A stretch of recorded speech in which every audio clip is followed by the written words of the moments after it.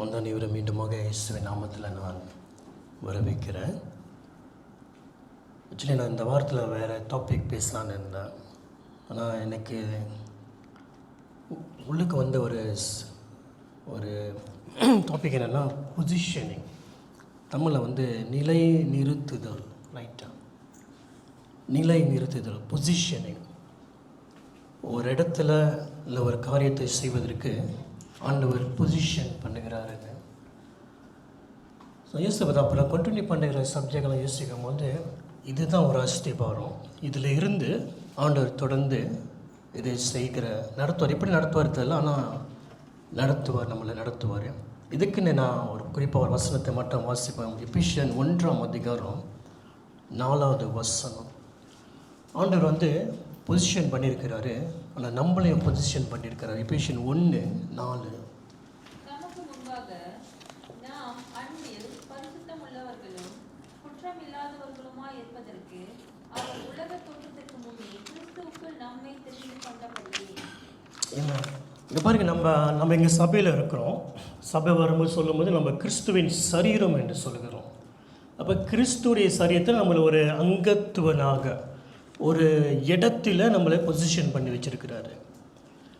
இப்போ இயேசு கிறிஸ்து நம்மளை ரட்சிக்காமல் இருந்தார்னா, நம்ம அவரை தெரிந்து கொள்ளாதபடி இருந்தாலும் நம்ம இங்கே இருந்திருக்க மாட்டோம். ஆனால் இயேசு நம்மளை தேடி வந்ததுனால, நம்ம அவரை ஏற்றுக்கொண்டதுனால அவர் என்ன செய்தார்? நம்ம நிலை நிறுத்தினார், ஒரு இடத்துல பொசிஷன் பண்ணி வைத்துட்டார். அவருடைய சரீரத்தில் ஒரு அங்கமாக நம்மளை நிறுத்தி வைத்துட்டார். அவரை ஏற்றுக்கொண்டதுனால நம்மளுக்கு நித்திய ஜீவன் இடத்துல ஒரு பொசிஷனை கொடுத்துட்டாரு. ஜீவ புஸ்தகத்தில் நம்மளுக்கு பேர் எழுதப்பட்டிருக்கிறது. இதெல்லாம் ஆண்டவர் ஒரு நிலை நிறுத்தி வைத்திருக்கார், ஒரு பொசிஷனுக்குள்ளே நம்மளை வைத்திருக்கிறாரு. அதில் இன்றைக்கி ஜெபிக்கும் பொழுது இந்த பொசிஷன் டாப்பிக்லே மேபி ஆண்டவர் இந்த வாரம் முழுதும் இந்த ஜெபத்தை செய்ய சொல்கிறாருன்னு தெரியல. வாலிப பிள்ளைங்களுக்காக ஜெபிக்கிற ஒரு பாரம் ஆண்டவர் இருதயத்தில் இருக்குது. இப்போ ஜெபிக்கும் போது எனக்கு தோணுது என்னென்னா, ஆண்டவர் இருதயத்தில் ஜெபிக்கிற ஒரு பாரம் இருக்கிறது. இப்போ வேதத்தில் பார்ப்பீங்க என்றால் ஆண்டவர் கேட்குறாரு, திறப்பில் நிற்க ஒரு மனுஷனை தேடுகிறேன். என்ன பார்க்குறான்ற, நிலை நிற்க ஒரு பொசிஷனில் ஒரு மனிதன் இருக்க அவர் தேடுறார். அவர் கண் அங்கே எங்கேயும் தேடுது. என்னத்தை தேடுகிறது? அந்த இடத்துல ஒரு நிலை நிற்கிற ஒரு பொசிஷன் ஒரு மனுஷன் இருக்கிறானா, அவன் மூலியமாக பேசி அந்த திறப்பை மூடுவதற்கு ஒரு மனுஷனை தேடுகிறேன், அங்கு இல்லை என்று. அதில் ஆண்டவர் கொடுத்த இந்த டைட்டலுக்கும் இவர் கொடுத்த இன்னைக்கு அவருக்குள்ளே இருந்த அந்த பாரத்தை நம்ம நினைத்து பார்ப்போம் என்றால், இன்றைக்கு ஆண்டவர் இருதயத்தில் காணப்படுகிற ஒரு பாரம் என்ற வாலிப பிள்ளைகளுக்காக திறப்பில் என்று ஜெபிக்கிற ஒரு மனிதனை தேடுகிறேன். அப்போ இன்றைக்கு நம்ம இருக்கிறோம் அந்த இடத்துல பொசிஷனில். ஏன் இந்த வாரம் முழுவதும் இந்த வாலிப பிள்ளைகளுக்காக நம்ம ஜெபிக்கக்கூடாது? இனி வர வாரத்தில் ஆண்டவர் எப்படி நடத்துவார் தெரியல. ஆனால் இந்த இடத்துல இந்த நாளில் வைத்திருப்பார் என்றால், இந்த பொசிஷன் நிலைநிறுத்தப்பட்ட ஒரு இடத்துல நம்ம நான் ஜெபிக்கலாம். பாருங்கள், ஆதாம தேவன் படைத்த பின்பு ஆண்டவர் ஆதாமை படைத்து ஏதேன் தோட்டத்தில் அவன் என்ன செய்தார்? நிலைநிறுத்த பண்ணினார். அவர் பொசிஷன் எங்கே வச்சார்? அந்த ஆதாமே ஏதேன் தோட்டத்தில் அவனை பொசிஷன் பண்ணினார். அந்த இடத்துல இருந்து ஆண்டவர் என்ன செய்கிறாரு? அந்த ஆதாமோடு உறவாட, அந்த இடத்துல அந்த உறவிலிருந்து இந்த ஆண்டவர் வைத்திருக்கிற நோக்கத்தை செயல்படுவதற்கு ஒரு இடத்துல அவனை பொசிஷன் படுத்தினார். ஆமென். இப்போ இந்த காரியத்தை பார்க்கும்போது அநேக இடத்துல நம்ம பார்க்க முடியும். இப்போ எலியா எடுத்துக்கிட்டாலும் அவர் பெரிய ஒரு தீர்க்கதரிசியாக செயல்பட்டார். தேவனுடைய அநேக காரியத்தை செய்தார். அவருக்கு என்று ஒரு நிலை இருந்தது, பொசிஷன் இருந்தது. அவர் என்ன சொல்லுகிறார்? தேவனுடைய பிரசனத்தில் நிற்கிற நான், இப்படி தான் எலியா தன்னை வெளிப்படுத்துகிறார். அப்போ எலியாவுக்குன்னு ஒரு பொசிஷன், ஒரு நிலை கொடுக்கப்பட்டிருக்கும் என்றால், அவன் தேவனுடைய பிரசனத்தில் இருந்து அவனுக்கு ஒரு நோக்கம், தீர்க்கதரிசியாக இருந்து செயல்படுகிற ஒரு நோக்கம் அவனுக்கு கொடுக்கப்பட்டிருக்கிறது. அது உங்களுக்கும் எனக்கும் ஆண்டவரை அறிந்து கொண்ட பின்பு கிறிஸ்துவுக்குள்ளே நம்ம பொசிஷன் பண்ணியிருக்கிறாரு. அந்த பொசிஷனிலிருந்து நம்ம செயல்பட வேண்டும். இனி அந்த பொசிஷனிலிருந்து செயல்பட வேண்டும். என்ன சொல்கிறேன்டா, நம்ம ஒரு டைமிங் இருக்கும். நம்ம டைமிங் நம்ம நினைப்போம், ஸ்லோவாக மூவ் பண்ணலாம், பரவாயில்ல, இன்னும் நேரம் இருக்குது, நம்ம டிசிஷன் எடுத்து மூவ் பண்ணலாம், நம்ம டைமிங்கு. ஆனால் கொஞ்சம் திருப்பி ஆண்டவர் டைமிங்கை பார்த்தா இது ஆண்டவர் டைமிங்கு. அந்த டைமிங்கில் அவருக்கு டிலே பண்ணுகிற நேரம் இல்லை. அப்போ நம்ம இருக்கிற இந்த காலகட்டத்தில் ஆண்டவரோட டைமிங்கில் நம்ம இருக்கிறதுனால நம்ம ஸ்வீட் டைம் எடுத்து செயல்படுகிற நேரம் நம்மளுக்கு கொடுக்கப்படலை.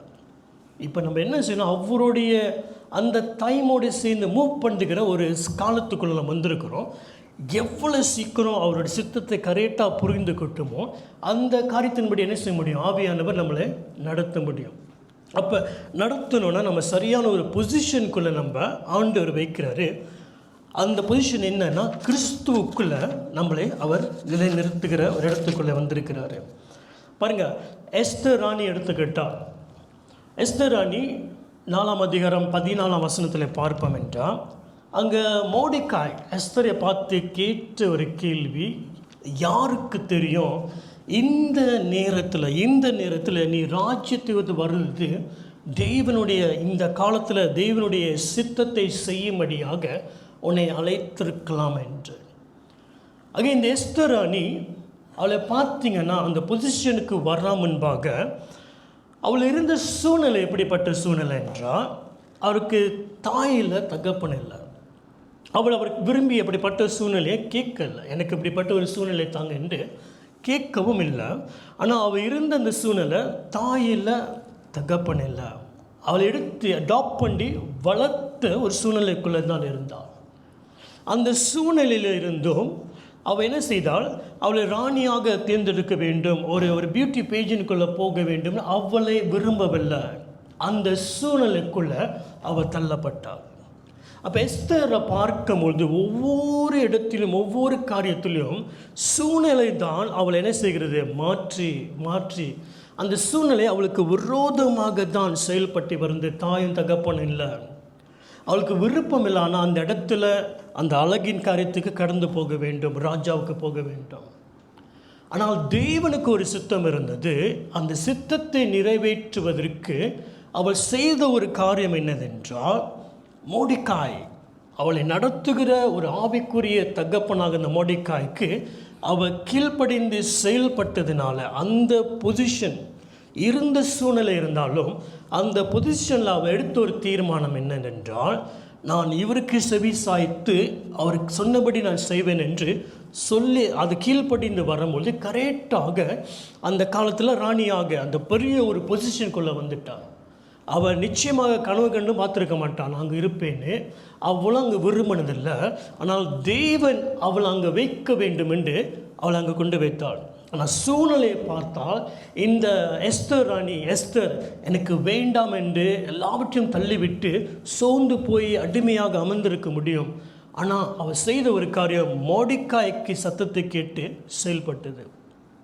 அதுலேருந்து வரும்போது தான் மோர்தெகாய் கேட்குற, யாருக்கு தெரியும் இந்த நேரத்தில் ஆண்டவர் சித்தத்தை செய்யும்படியாக உன்னை அழைத்திருக்கலாம் என்று. அப்போஸ்தலர் புஸ்தகம் 17ஆம் அதிகாரத்தை பார்ப்போம் என்றால் 26வது வசனம். அப்போஸ்தலர் 17:26 வசனம்.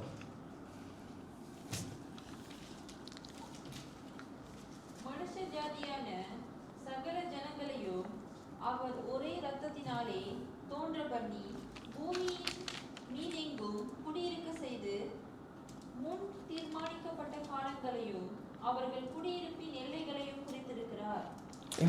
இங்கே பார்க்கிறோம் ஒரு காரியம்.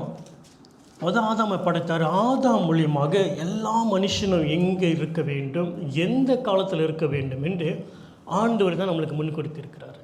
இப்போ இன்றைக்கு பிணையங்கள் இருக்கிறோம், நான் பிணையங்கள் இந்த வருஷம் பிறந்து இந்த சபையில் வந்து இருக்கிறோம் என்றால் அவர் நம்மளை முன் கொடுத்திருக்கார். ஏனென்றால் நம்ம அவருடைய சித்தத்தை செய்யும்படியாக கிறிஸ்துவுக்குள்ளே தான் நம்மளை முன் கொடுத்திருக்கிறாரு. கிறிஸ்துவின் சரீரத்தில் இருந்து ஒரு அங்கத்துவமாக செயல்படும்படியாக நம்மளை இங்கே அழைத்திருக்கிறார். ஆக இந்த காலகட்டத்தில் நான் என்னுடைய பொசிஷன் இருந்து நான் காரியத்தை நான் செய்ய வேண்டும். சூழ்நிலையில் பார்க்குவதற்கு நம்மளுக்கு விரோதமாக இருக்கும். யோசேப்பை பார்க்கும்போது அவனுக்கு தெரியும் அவன் பொசிஷன் என்ன இருக்க போகிறான்னு பொசிஷன் முன்பாக சொல்லிட்டாரு. ஆனால் சூழ்நிலையை பார்க்கும்பொழுது அந்த பொசிஷனுக்கு விரோதமாக தான் இருந்தது. சகோதரர்கள் அவனை வெறுத்தார்கள், அவனை வித்து போட்டார்கள், அடிமையாக இருந்தாங்க, குற்றப்படுத்தினார்கள். ஆனால் இந்த சூழ்நிலையெல்லாம் அவனுக்கு விரோதமாக இருந்தது. ஆனால் இவன் என்ன செய்தான், இவன் எப்பொழுதுமே தேவன் மேலே ஒரு இருதயம் இருந்ததினாலே படிப்படியாக என்ன செய்தார், அவர் வைத்திருக்க அந்த நோக்கத்தை நிறைவேற்றி கடைசியாக பிரைம் மினிஸ்டர் லெவலுக்கு ஆண்டவர் கொண்டு வைத்தார். அதில் நமக்கு, உங்களுக்கும் எனக்கும் கிறிஸ்துக்கள் ஆண்டவர் தேர்ந்தெடுத்துட்டார். கிறிஸ்துவ மூலியமாக ஒரு காரியத்தை செய்ய வேண்டும். நம்மளுக்கு நடக்கிற சூழ்நிலையை பார்த்தால் நம்மளுக்கு கஷ்டமாக இருக்கிறது. விட்டுட்டு போயிடலாமா, வேணாம், ஏன் இவ்வளோ பாடுகள், ஏன் இவ்வளோ நிந்தைகள், ஏன் நான் உயிரோடு இருக்கிறேன், ஏன் இவ்வளோ கஷ்டம் இருக்கிறது, அநேக கேள்வியே நமக்குள்ளே இருக்கிறது. ஆனால் கிறிஸ்துவுக்குள்ளே நமக்கு ஒரு பொசிஷன் கொடுத்து இதுக்கு அடுத்து நம்ம ஏதோ ஒரு இடத்துல போய் நிற்க போகிறோம். அதை சந்திப்பதற்கு நாம் என்ன செய்ய வேண்டும், இதுதான் இனிமேல் நம்ம பார்க்க போகிற ஒரு காரியமாக இருக்கிறது. வேதத்தில் பார்ப்போம் என்றால், இப்போ அப்போஸ்தலனாகிய பவுல் அவங்க ஆண்டவரை ஏற்றுக்கொண்ட பின்பு அவருக்கு தெரியும் அவர் கிறிஸ்துவை வெளிப்படுத்த வேண்டும் என்று. ஆனால் அந்த நேரத்தில் அவர் எங்கே போக வேண்டும், என்ன செய்ய வேண்டும் என்று அவருக்கு தெரியாது. அங்கே சுவிசேஷத்தை சொல்லும்படியாக ஒரு இடத்துக்கு போகிறாரு. அப்போஸ்தலர் 16 நினைக்கிறேன். அங்கே போனோன்னே வேதம் சொல்கிறது, ஆவியானவர் அந்த இடத்துக்கு போகாதபடி தடைப்படுத்துகிறாரு. அங்கே போகாத. ஆனால் பொசிஷன் என்னது, சுவிசேஷம் சொல்ல வேண்டும், ஆண்டு காரியத்தை சொல்ல வேண்டும், ராஜ்யத்தை சொல்ல வேண்டும். ஆனால் இவருக்கு எங்கே மூவ் பண்ணுன்னு தெரில. ஆனாலும் தெய்வனை நம்பி மூவ் பண்ணும்பொழுது அவருக்குள்ளே இருக்கிற ஆவியானவர் அங்கே ஸ்டாப் பண்ணார். சரி, அங்கே போகக்கூடாது சொல்லிட்டு இன்னொரு இடத்துக்கு போகும்போது அங்கேயும் ஆவியானவர் போக வேண்டாம் என்று அவரை ஸ்டாப் பண்ணார். கடைசியாக இருக்கும்போது ஆவியானவர் என்ன சொல்லுகிறார், ஒரு சொப்பனம் மூலமாக மெசடோனியாவுக்கு வா என்று ஒரு சொப்பனம் வந்தது. இவர் எழுந்து ஆண்டவர் அங்கே போக சொல்லுகிறார் என்று அவருக்குள்ளே ஒரு உறுதியாயிற்று. ஆக அந்த பொசிஷனை நடத்துகிறது ஆண்டவர். ஆனால் நம்ம என்ன செய்ய வேண்டும், ஆவியானவர் நடத்துகிற காரியத்தை நம்ம பார்க்க வேண்டும். இதெல்லாம் நம்ம வருகிற வாரத்தில் இனி நம்ம கற்றுக்கலாம். ஆனால் இந்த பொசிஷனிலிருந்து நம்மளை இன்னொரு இடத்துக்கு கொண்டு போகிறது என்னதென்றால் நம்மளுடைய டிசிஷன். இப்போ ஆதாமுக்கு ஆண்டவர் பொசிஷன் கொடுத்துட்டாரு, இந்த பூமியை நீ ஆளுக வேண்டும் என்று. ஆனால் அந்த பூமியை ஆளாத அவனை இழந்து போன காரியம் என்ன என்றால், அவன் எடுத்த தீர்மானம் அவனை இழக்க வைத்தது. இயேசு கிறிஸ்து இதே ஆதாமாக, ரெண்டாவது ஆதாமாக பூமிக்கு வந்தார். ஆனால் வேதம் சொல்கிறது, அவர் எடுத்த தீர்மானம் என்ன என்றால், பிதாவின் சித்தத்தை செய்யும்படியாக நான் இந்த பூமிக்கு வந்தேன். ஆக ஒரு மனுஷனுடைய பொசிஷனிலிருந்து அதை செயல்படுவதற்கும் அந்த பொசிஷனிலிருந்து செயல்படாத போகிறதுக்கும் நம்ம எடுக்கிற தீர்மானம் தான் நம்மளை கொண்டு போய் சேர்க்க போகிறது. கிறிஸ்துவுக்குள்ளே நமக்கு இருக்கிற தீர்மானம், அந்த பொசிஷனுக்குள்ளே இனி போக போகிறது நம்ம எடுத்த தீர்மானம் இங்கே கொண்டு வந்திருக்கு. இனி நம்ம எடுக்க போகிற தீர்மானம் நம்மளை இங்கே கொண்டு போக போகிறது. ஆனால் அந்த தீர்மானத்தின் மத்தியில் தான் நம்ம சூழ்நிலைகள், கஷ்டங்கள், பாடுகள் நம்ம போக போகிறோம். இந்த பாடுகள், கஷ்டங்கள், இந்த இடத்தின் மத்தியில் நம்ம எடுக்க போகிற தீர்மானம் தான் இன்னொரு இடத்துக்கு கொண்டு போக போகிறது. ஆக அந்த தீர்மானத்தை எடுக்க வேண்டும் என்றால் தெய்வனுடைய சித்தம் நம்மளுக்கு தெரிய வேண்டும். அது இந்த தெய்வ சித்தம் தான் எப்படி என்றால், இப்போ நம்ம ஒரு ஆப்ஸ் இருக்குது. இப்போ நம்ம ஒரு இடத்துக்கு போக போனால் வெய்ஸ் ஆப்ஸை பார்க்குறோம், அது கொண்டு போகிறது. இல்லை ஏதாவது ஒரு இடத்துல இப்போ ரெக்கார்டிங் பண்ணுறாங்க, அது சவுண்டு ஒழுங்காக இல்லை, அதை கொஞ்சம் ஃபில்டர் பண்ணணும், அதுக்குன்னு தனியாக ஒரு அப்ளிகேஷன் இருக்குது, அதை பயன்படுத்துகிறோம். ஸோ அதே போல் இனி வரப்போகிற மாதத்தில் ஆண்டவர் கற்றுக் கொடுக்குற காரியங்கள் அது எப்படி ஆக போகுதுன்னா, நம்மள ஒரு அப்ளிகேஷனாக மாறப்போகுது. எப்படி நம்ம ஃபோனில் இந்த அப்ளிகேஷன் வச்சுருக்கோம், வெய்ஸ் வச்சுருக்கோம், அப்புறம் வைரஸ் ஸ்கேன் பண்ணுற ஸ்கேம் கால் வந்தால் அதை கர்ப் பண்ணுகிற ஆப்ஸ் இருக்கோ, அதே போல் இனி வரப்போகிற போதும் நம்மளுக்கு எப்படியாக மாறப்போகுது என்றால், வாழ்க்கையின் காரியத்தை சந்திக்க போகிறது நான் எடுப்பதற்கு இந்த அப்ளிகேஷன், இந்த சித்தம், இந்த வார்த்தை நம்மளுக்கு உதவியாக இருக்க போகிறது. எப்படி என்றால், இப்போ பேதுரு அவர் மீன் பிடிக்கிறார். அவர் சொல்லுகிறாரு, அந்த சிச்சுவேஷன் எப்படி இருக்குன்னா, முழுதும் நான் மீன் பிடிச்சேன், எனக்கு மீன் கிடைக்கல, சேலஞ்சிங்கான சிச்சுவேஷன். ஆனால் பொசிஷனில் அவர் வைக்க போகிற காரியம் என்ன சொல்லுகிறாரு, ஆண்டவர் சொல்லுகிறாரு, என்ன செய்ய, ஆழத்தில் வலைய போடு. அப்போ அந்த சிச்சுவேஷன் மத்தியில் இந்த பேதுரு என்ன சொல்லுகிறாரு, உம்முடைய வார்த்தையின்படி நான் செய்கிறேன். டிசிஷன் எங்கே எடுக்கிறாருன்னா, நீங்கள் சொல்கிற வார்த்தையின்படி நான் டிசிஷன் எடுக்கிறேன். ஸோ இனி வரப்போகிற காலத்தில் நாட்களில் நம்ம போகிற காரியத்தை பேஸ் பண்ணி டிசிஷன் எடுக்க ஆண்டு நம்மளுக்கு கற்றுக் கொடுப்பார். ஆமென். ஸோ பேசிக்காக நான் அதை முடிக்கிறேன். நம்மளுடைய காரியம் என்ன, அந்த பொசிஷன் நம்மளை ஒரு இடத்துல கிறிஸ்துவுக்குள்ள பொசிஷன் வச்சுருக்கிறார். அதுக்கடுத்து கிறிஸ்துவின் சரீரத்தில் நம்ம அங்கத்துவமாக இருக்கிறோம். அந்த அங்கத்துவத்தில் நம்ம செயல்பட வேண்டும். அந்த காலத்துக்குள்ளே வந்திருக்கோம். நம்ம செயல்படாதபடி இருக்க முடியாது தேவனுடைய மகிமையை வெளிப்படுத்துவதற்கு. அங்கே இருக்கிற அந்த ஒவ்வொரு இடத்துலையும் நிச்சயமாக நம்ம சூழ்நிலைகள் சேலஞ்சஸை சந்திக்க போகிறோம். அந்த மத்தியில் நான் என்ன தீர்மானம் எடுக்க வேண்டும் என்று ஆண்டவர் நம்மளுக்கு பூதித்து நடத்துகிற ஒரு காலமாக இனி இருக்கும். ஆனால் இந்த நேரத்தில் முக்கியமான ஒரு காரியம் என்னென்றால், நம்ம எடுக்கிற தீர்மானம் தான் நம்மளை இன்னுமாக கரெக்டான பொசிஷனுக்குள்ளே நம்மளை கொண்டு போகிறது. அந்த தீர்மானத்தை கரெக்டாக நம்ம எடுப்போம் என்றால் நம்ம சரியாக தேவன் நம்மளை வைத்திருக்கிற அந்த பொசிஷனில் நம்ம கரெக்டாக செயல்பட முடியும். ஆனால் அந்த தீர்மானத்தை எடுக்காதபடி போவோம் என்றால் அந்த பொசிஷன்லேருந்து நம்ம இழந்து போகிற ஒரு சூழ்நிலைக்குள்ளே நம்ம போய்விடுவோம். இயேசு கிறிஸ்து எப்படி எல்லாவற்றையும் அவர் பாடுகள் எல்லாவற்றையும் சந்தித்து அவர் சரியான தீர்மானத்தில் நின்று ஜெயம் எடுத்தாரோ அவருக்குள்ளே நம்மளை முன்குறித்திருக்கிறார். அதில் இயேசு என்ன செய்வார், நம்மளுக்கு வேண்டிய காரியத்தை அவர் கற்றுக் கொடுத்து நம்மளை நடத்துவார். ஆமென். இனி நம்ம வரப்போகிற இந்த வெட்னஸ்டே ப்ரே அப்படின்னா, நம்ம யார் யார் இன்னும் ஊழியத்துக்கு நம்ம முன்பாக இருந்து அரினா போன வருஷம் அரினா சொன்ன கேரளிங் ப்ரே பண்ணி முடிச்சுங்க. ஒரு வீட்டில் கூட ப்ரே பண்ணலை, ஆனால் ப்ரே கொடுத்தேன். ஆனால் அதே அரினா தான் இன்றைக்கி வேண்மணிக்கு நான் சொன்னேன், இன்றைக்கி வரீங்களா வருவேன். அப்போ நான் ஜெபிக்க முடியுமான்னு கேட்கல, 5 நிமிஷம் நீங்கள் ஜெயிப்பீங்க அப்படி அனுப்பிவிட்டேன். சரின்னு சொல்லிட்டாங்க. எனக்கு கொஞ்சம் இதாச்சியா, ஒரு 2-3 மாதம் முன்னுக்கு பார்த்த எரினா வேறு, இப்போ பார்க்குற எரினா வேறு, ஒரு மாற்றம் வந்திருக்கு பாருங்க. ஆனாலும் எதிர்பார்க்கலாம். ஆனால் ஏதோ ஒரு காரியத்தை ஆண்டவருக்கு உருவாக்குறாங்க. ஏமே இனி வரப்போகிற மாதத்தில் நானே கற்றுக் கொடுக்க மாட்டேன். நமக்குள்ளே இருக்கிறவங்க நம்ம என்ன செய்வோம், டேர்ன் எடுத்து நம்ம காரியத்தை நம்ம கற்றுக் கொடுக்க போகிறோம். ஆனால் ஒரு டாபிக் நம்ம கொடுத்துருவோம், கரெக்டாக எதை பேஸ் பண்ணி நம்ம கற்றுக்க போகிறோம். அந்த காரியம் இனி வரப்போகிற வருஷத்துக்கோ மாதத்துக்கோ நம்மளுக்கு பிரயோஜனமாக இருக்கிறதுக்கு அந்த டாப்பிக்கை நம்ம கொடுத்தோன்னே அந்த டாப்பிக்லேருந்து நம்ம கொஞ்சம் ஷேரிங்காக கற்றுக் கொடுத்து ப்ராக்டிக்கலாக நம்ம செயல்படுத்தலாம். ஏமே நம்ம ஜெபிக்கலாம். நம்ம ராப்போஜனிக்கு நம்மளை ஆயத்தப்படுத்துவோம்.